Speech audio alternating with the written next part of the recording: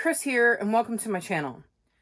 For today's 5 on Friday, I'm going to talk to you about 5 historical fiction mysteries. So when I was looking at books I had read that were historical fiction mysteries, I realized I had 5 books that I had really loved, and they all happen to have female main characters. So these aren't just historical fiction mysteries, they're historical fiction mysteries with a female lead.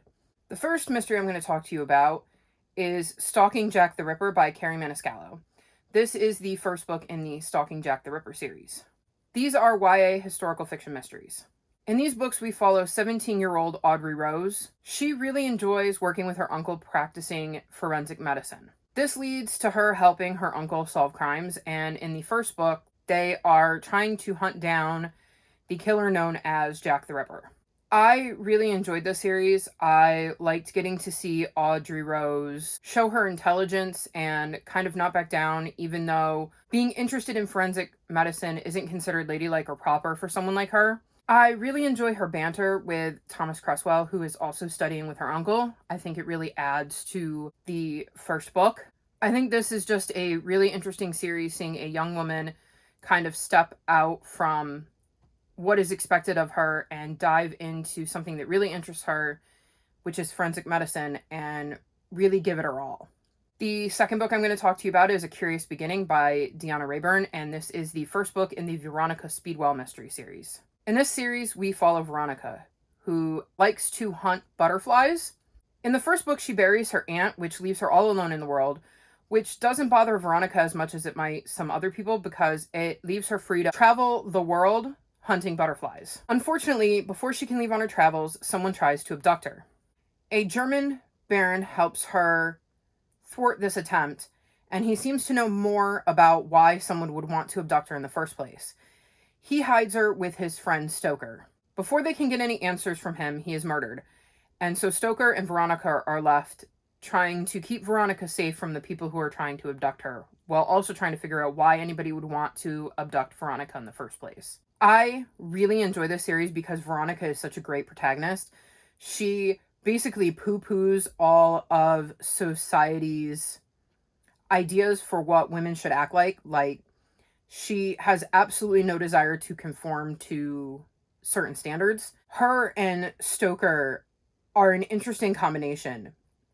They are both highly intelligent, and a lot of times they can rub each other the wrong way, but their relationship is built on mutual respect, and you see that develop throughout the books.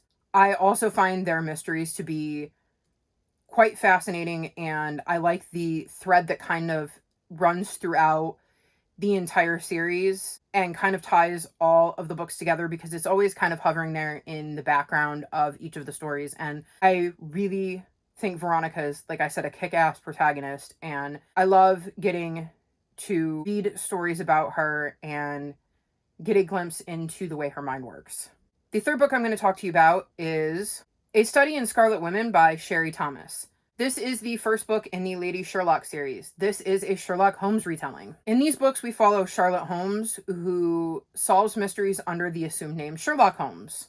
In A Study of Scarlet Women, a trio of deaths happen, and suspicion falls on Charlotte's father and sister. She ends up taking the case to figure out what happened with these deaths and clear her family's name in the process. So Charlotte is a super interesting protagonist because she's very analytical, and I've never read the Sherlock Holmes books, but I've seen a couple of the TV adaptations, and I've seen one of the movie adaptations, and I feel like she's in some ways kind of similar to the Sherlock that you probably find in the books. Like I said, she's very analytical, and you don't see a lot of emotion from her. However, that doesn't mean she doesn't have any. Like, for instance, in the first book, you see a lot of the ways Charlotte shows that she loves her family in her attempt to clear their names of these suspicious deaths. I also really like some of the characters she meets in the first book and kind of gets to interact with. And it is interesting to see those relationships develop throughout the series. It is also quite interesting watching Charlotte try to process others' emotions as, again, she doesn't display her emotions, so she doesn't always understand why people have to be so emotional, which I think adds to the series. I do think it is a pretty interesting Sherlock Holmes retelling, and if you like Sherlock Holmes, you may really like these books. The fourth book I'm going to talk to you about is A Body in the Garden by Catherine Shellman. This is the first book in the Lily Alder mystery series.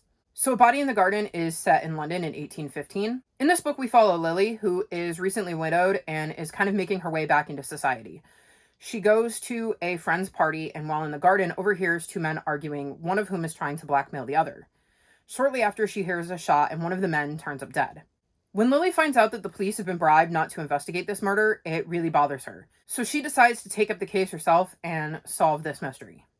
This is the first book in the series, and it is the only book out so far, but I really enjoyed this mystery.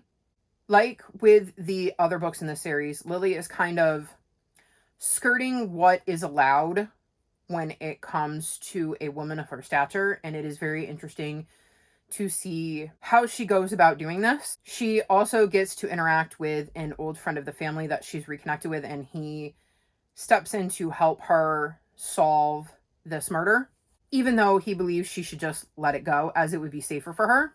I really like how stubborn she was, how she might have let it go if she thought the police were investigating, but the moment she found out that they weren't, she felt almost like she owed it to this man to at least find out who he is. Once she dives in, she can't let it go.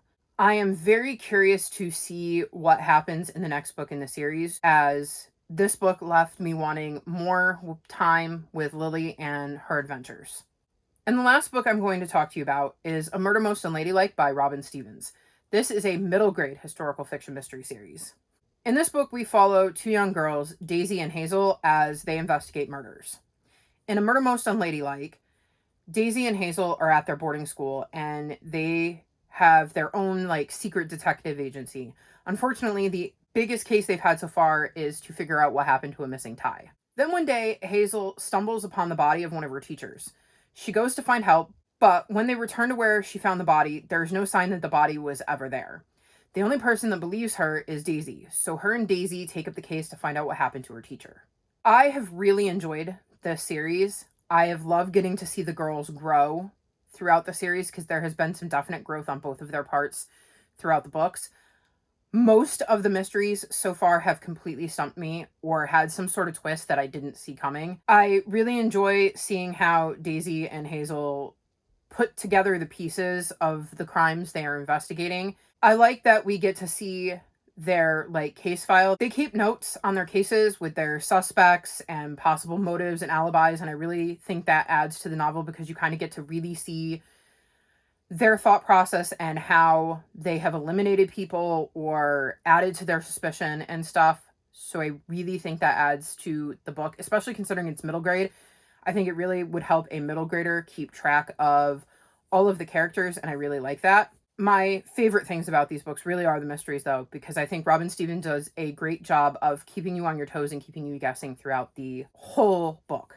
So those are 5 historical fiction mysteries with a female lead that I would recommend. Do any of you have recommendations for historical fiction mysteries with or without a female lead? Let me know about them in the comments section below.